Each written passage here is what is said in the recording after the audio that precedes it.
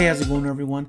Today we'll be going over the code for the Pokemon Python game I created last year as part of the Nucamp coding bootcamp. And if you want to check out the gameplay, click the video above and it'll take you right to it. All right, so let's talk about the code. I have this app.py file, and the way the code is broken down is with one, loading the data, and it's kind of the back end. And the data is located on an Excel file where you have the names, the types, the attacks, and other stats that you need for each Pokemon. And then two, I'm going to initiate the Pokemon using a Pokemon class. And then once all of that is set up, we go over to the battle class, and that's where the actual Pokemon battles occur. And it's just a simple loop. So if you have 3 or 4 Pokemon, that's how many times you're going to loop through each Pokemon, and it doesn't care. You can have 2 Pokemon all the way to all 150 if you like. It's disconnected, or I guess independent from the data and also the way these Pokemon are initiated, which is kind of one of the solid principles that you need to follow, or at least one of them. So let's start off with loading the data. I have this Excel file here. This is just a simple Excel file with the Pokemon information. Each one has an ID, their name, their hit points, type, attack names, and how much damage each one does, or weaknesses. And we grab all this data and we upload it onto kind of a pandas data frame, or using the pandas library into a data frame, and we have that in the pokemon.py file. So you see here, it loads from the Excel file.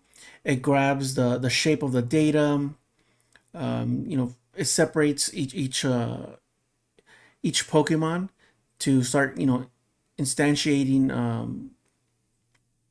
It grabs each Pokemon to start instantiating Pokemon.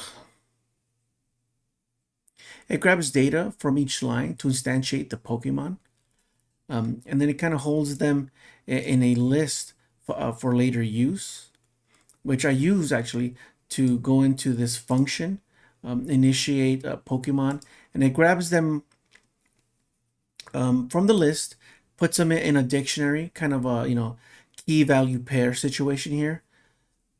And when it runs through it, it returns one object, which is the Pokemon objects list, as you can see here. And each Pokemon is initiated with using the Pokemon class.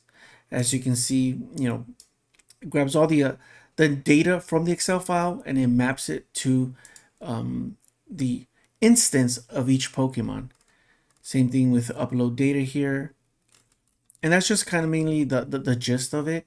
Goes from an Excel file to a pandas data frame, and from pandas data frame into a list of each individual Pokemon with all its data organized in order to be received by the next section of the code, which is here, where I'm going to kind of choose the Pokemon, and I leave it up to the player to check out each Pokemon and its data and then choose one of them.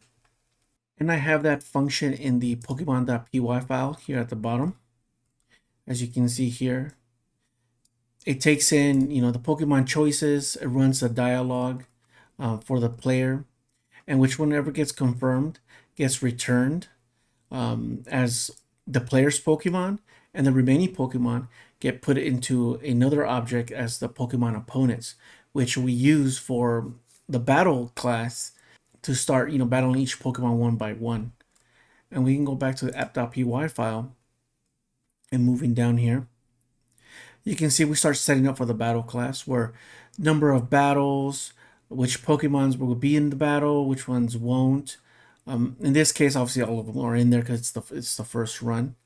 And then we go into the battle class, or it's the loop, using the battle class and battle Pokemon.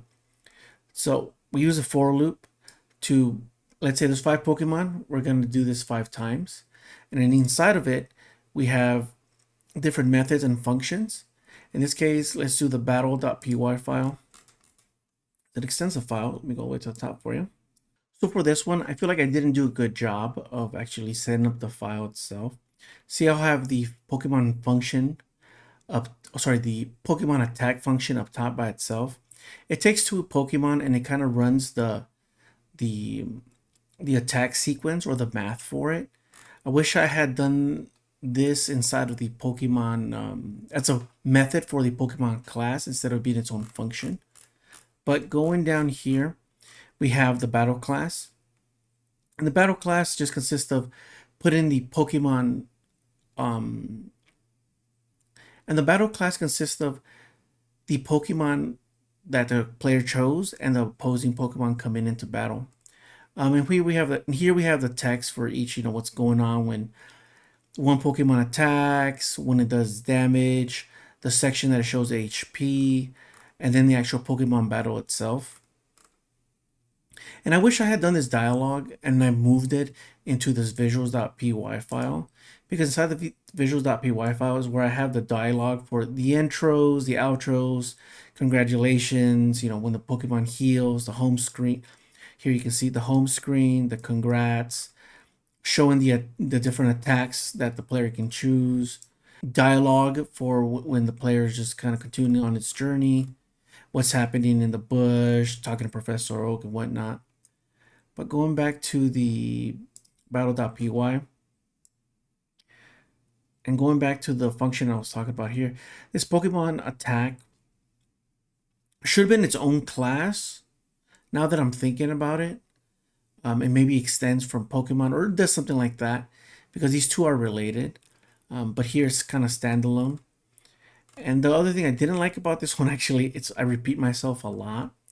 If I had if I had the knowledge I do now, this would have been just kind of one function itself, taking in the Pokemon, the choices and whatnot as an object, and kind of destructuring that and grabbing the information that I needed and running this one loop, or running this action in one loop or two loops maybe, instead of having, if the player chose option 1 or 2 or 3 or 4 or things like that.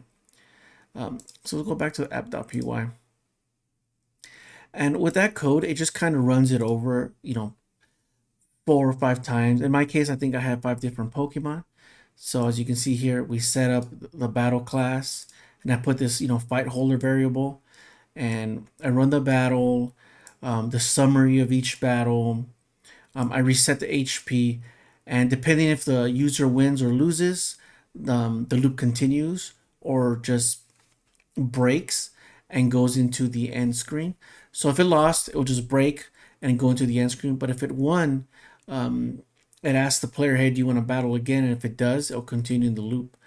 And if the wins equal the number of battles, so in this case, you won all the battles, the congrats screen comes on. And I believe I had the opposing screen if you lost, but for some reason it's not here anymore. But that's okay. So yeah, that's the code for my Pokemon game. It's just loading the data, instantiating the Pokemon, and putting the Pokemon into battle, and running the logic for that, using classes and functions, or sorry, classes and methods within each of those classes. And actually, I wish. And yeah, and it's simple as that. I do want to show you how I did my audio file, which is, I think it's the way to not do this. I made each sound into a function that I can call during, mid of the battle, during the journey, wherever it may be. And I grabbed audio files for each one. So let's say play intro or play home screen, choosing a Pokemon, healing a Pokemon, victory, things like that. It's a lot of repeating. And I wish I had more knowledge with, databases at the time, where I can just call these sounds using a database directory, and just calling in as in having the title of what this is, what it does, and the sound that it plays. But with the little knowledge that I had then, I still was able to build out all the functions that I needed to call the different sound effects that happened during the game. And even for each of the Pokemon. So you see here, if you chose Pikachu, here are the sound bites for Pikachu and all the 4 attacks. Same thing for Charizard. I'm sorry. Same thing for Charizard, Blastoise, Venusaur. Oh, for some reason, Blastoise shows up twice. I'll have to fix that. And then Mew. And then, yeah, just kind of stopping the sounds after, they happen. And I think it's pretty good. I mean, it's a small file. It could have been, I could have done better. There's always room for improvement.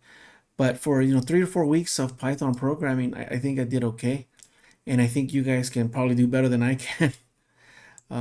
So yeah, so thank you for checking out my Pokemon game.